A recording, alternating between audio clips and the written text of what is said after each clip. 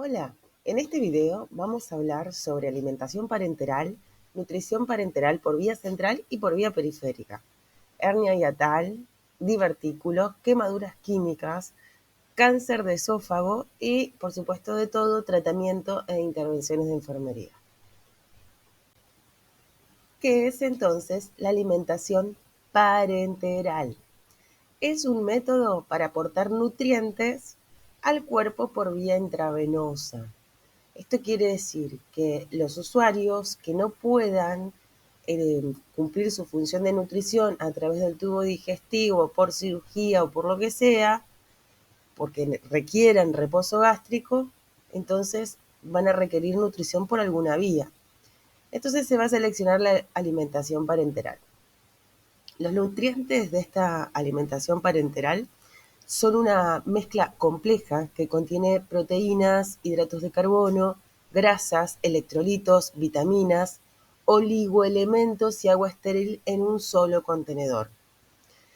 Y, por supuesto, los objetivos son similares a lo de la alimentación enteral. Mejorar el estado nutricional, establecer un balance de nitrógeno positivo, mantener la masa muscular, fomentar el mantenimiento o el aumento de peso y mejorar el proceso de cicatrización. Sin nutrientes es casi imposible poder regenerar tejido para el organismo. El individuo con fiebre, traumatismos, quemaduras, intervención quirúrgica mayor o enfermedad hipermetabólica requiere calorías diarias adicionales. Así que si el usuario está en cualquiera de estas situaciones, con fiebre, traumatismos, tenemos que tener en cuenta que eso encima va a aumentar sus necesidades metabólicas.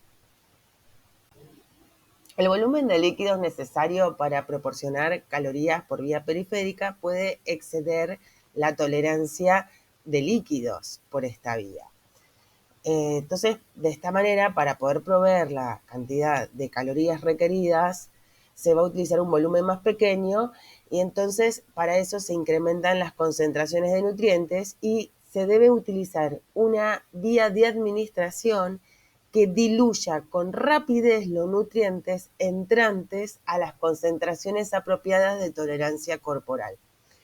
Por lo general, el sitio preferido es una vena grande de flujo alto, como lo es la vena cava superior.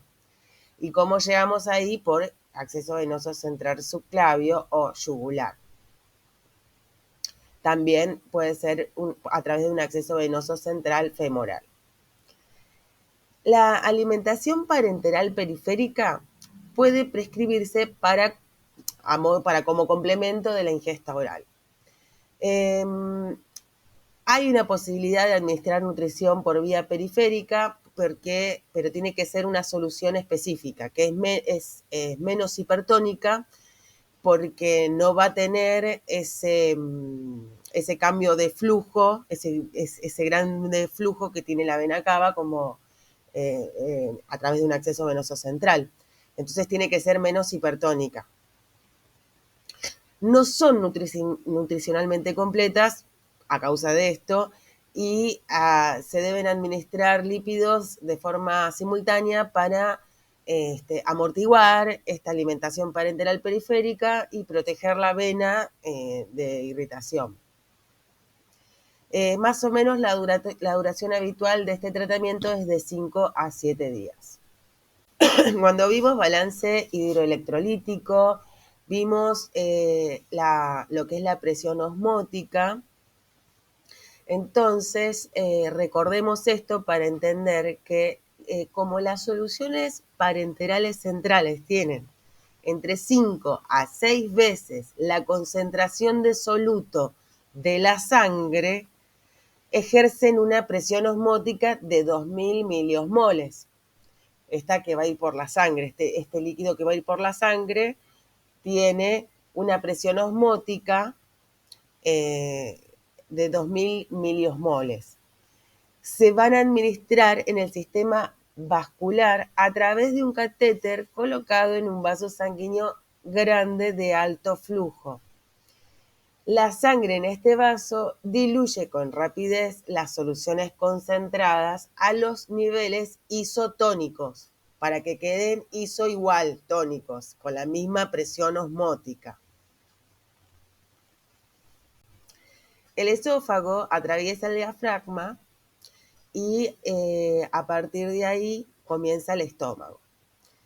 Esta apertura del diafragma, a través de la cual pasa el esófago, puede agrandarse y parte del estómago protuye, pasa hacia la porción inferior del tórax.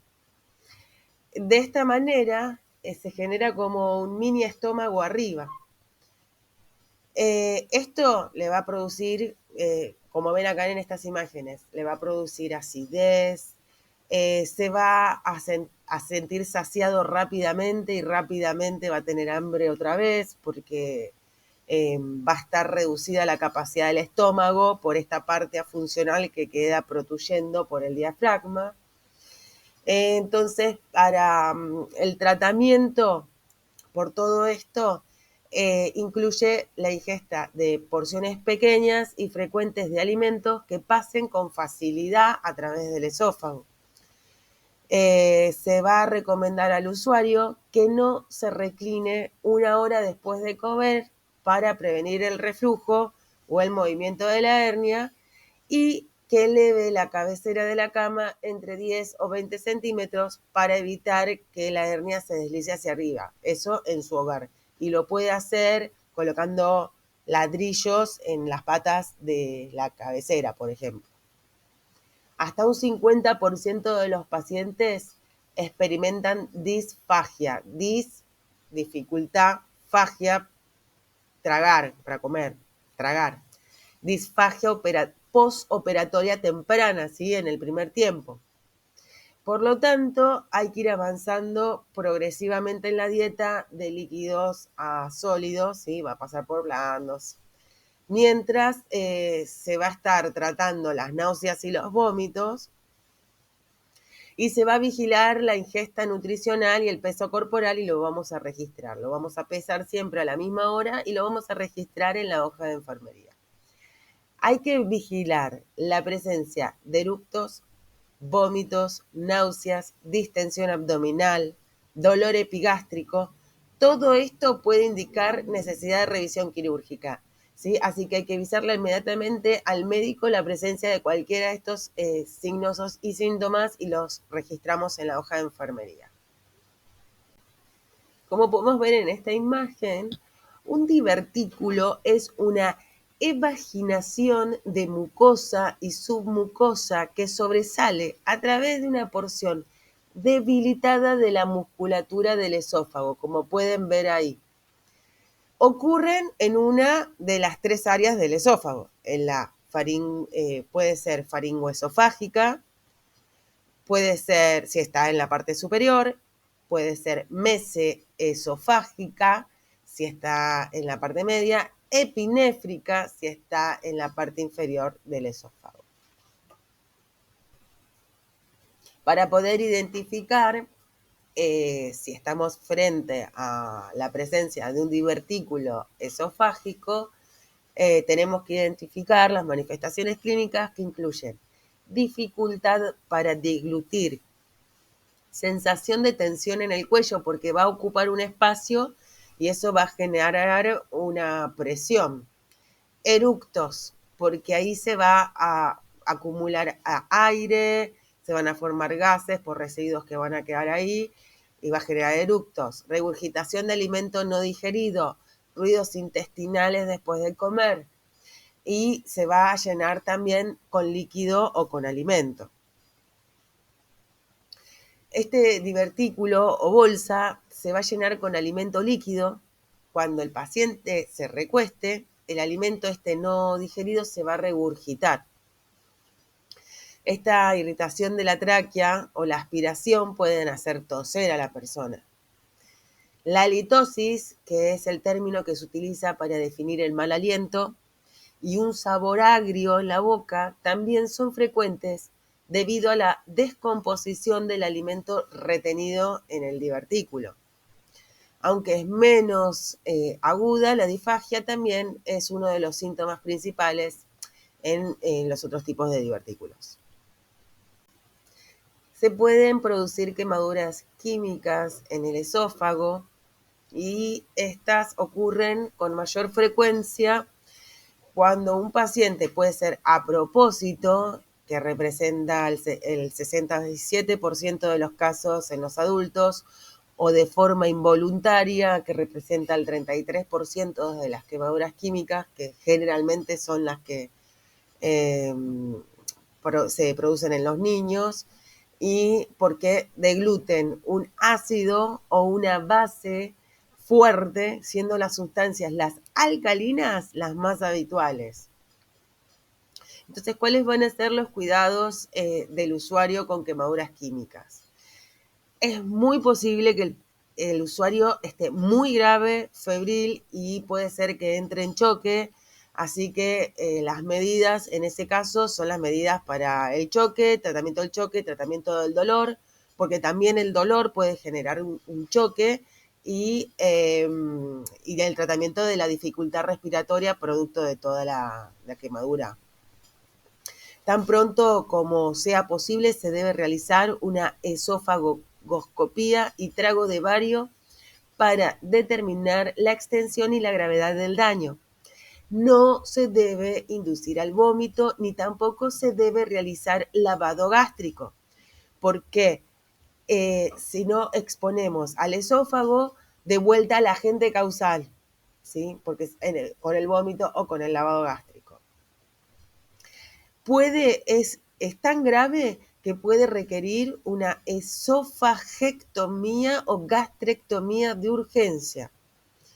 No puede recibir nada por boca. Todos los líquidos se deben administrar en este usuario por vía intravenosa. El médico puede indicar, y seguramente indique, corticosteroides para reducir la inflamación y disminuir la formación posterior de cicatrices y por tanto estenosis. Aunque esto tiene un valor dudoso, no está muy estudiado. Se prescriben antibióticos seguramente si se comprueba la infección, y por supuesto enfermería es responsable de su administración y registro. El cáncer de esófago es producido por dos tipos de células, los adenocarcinoma y los carcinoma epidermoide.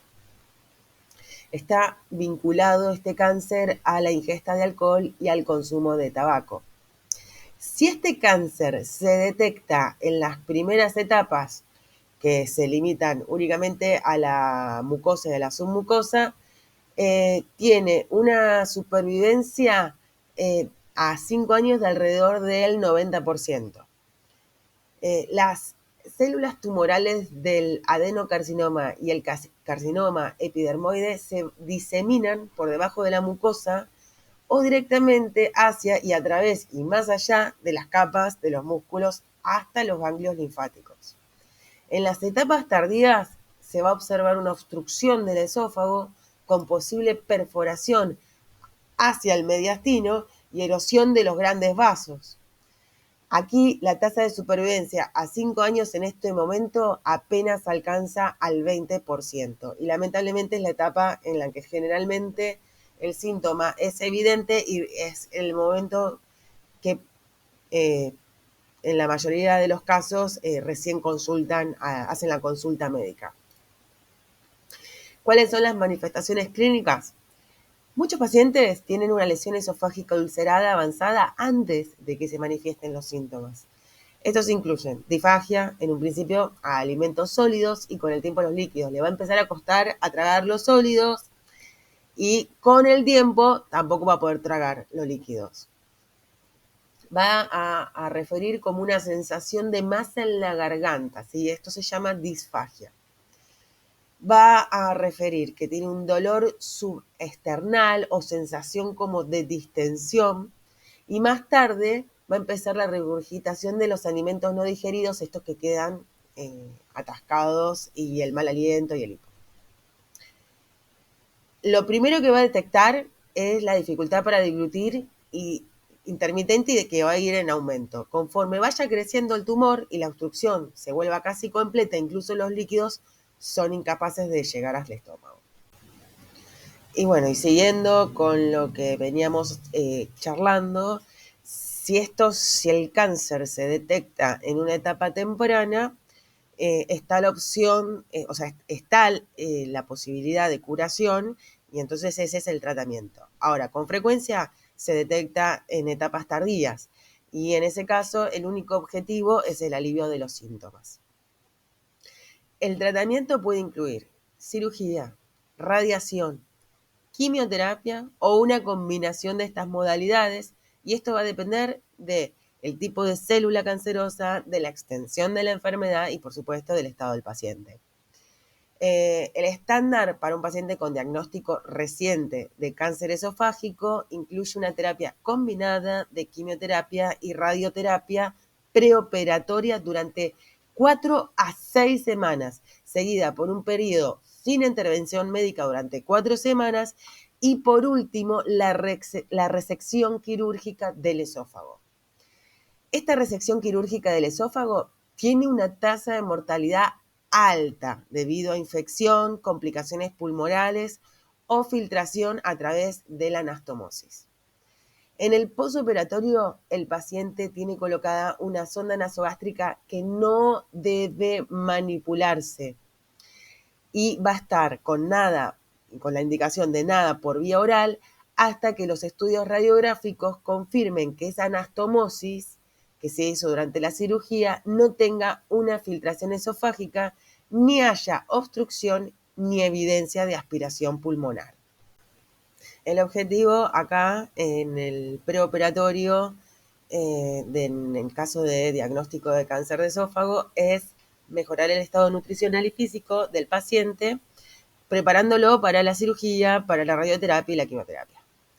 En el posoperatorio inmediato va a ser similar que los cuidados que se proporcionan a los pacientes que se someten a cualquier cirugía torácica.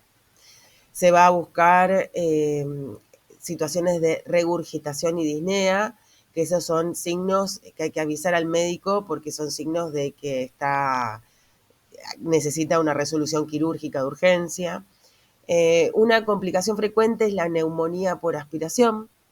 Hay que vigilar la temperatura del usuario para detectar la elevación que puede indicar que se está broncoaspirando o que hay salida de líquido a través del sitio operatorio hacia el mediastino, y eso indicaría una filtración esofágica. Hay que vigilar el drenaje de la herida cervical, por lo general saliva, y es evidencia temprana de una filtración esofágica. Por lo general no se justifica el tratamiento con nada por vía oral y soporte, y se va a administrar nutrición por vía enteral o parenteral, porque en este caso lo que tenemos que saltar es el esófago. El resto del tracto digestivo está funcional. Pero bueno, eso va a depender y va a ser decisión médica si va a ser enteral sorteando el esófago o va a ser parenteral por vía intravenosa, que como ya vimos puede ser central o periférica. En el caso del postquirúrgico de cirugía esofágica, lo primero, estricta bioseguridad por el alto riesgo de infección de este usuario. La otra cosa fundamental que siempre tengo que saber de este usuario es que la sonda nasogástrica no se manipula. Si se desplaza, no se recoloca, porque es posible que en la recolocación se dañe la anastomosis. Esta sonda tiene indicación de extraerse a los 5 o 7 días, entre los 5 y los 7 días después de la operación. Antes de que se le vaya a permitir al paciente la ingesta vía oral, se le va a tener que realizar un esofagograma con trago de bario para valorar si existe alguna filtración a través de la anastomosis. Una vez que es iniciada la alimentación, hay que alentar al paciente a deglutir pequeños sorbos de agua. Con el tiempo, la dieta va a ir avanzando según la tolerancia a una dieta suave, mecánica, una dieta blanda puede ser. Cuando el paciente va aumentando su ingesta de alimentos y líquidos hasta una cantidad adecuada, se suspenden los líquidos parenterales. Después de cada comida, va a permanecer erguido en posición Fowler o semi-Fowler por lo menos 2 horas. Esto es para permitir que el alimento se mueva a través del tubo digestivo y que ahí la fuerza de gravedad sea en nuestro beneficio. Es un reto alentar al paciente a comer. Suelen no tener apetito.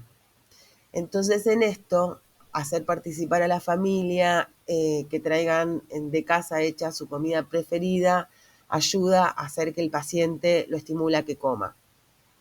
También pueden ser prescriptos antiácidos que ayudan con las molestias y también pueden tener indicado metoclopramida de forma reglada porque también aparte de antiemético es útil para promover la motilidad gástrica. Una cosita chiquitita que agregamos de los cuidados en el usuario con cáncer de esófago es que a menudo puede pasar que en el preoperatorio o en el postoperatorio el esófago obstruido o semi-obstruido cause dificultad con el exceso de saliva. El exceso de saliva se llama cialorrea y se vuelve un problema. Entonces, ¿qué vamos a utilizar? Podemos utilizar succión, si le está costando al paciente controlar las secreciones. Esto es importante que le prestemos atención porque si no lo controlamos, hay posibilidad que se aspire saliva hacia el árbol tráqueo bronquial y desarrolle una neumonía y bueno, esto generaría una complicación importante. Espero que les haya sido útil y nos vemos en el próximo video.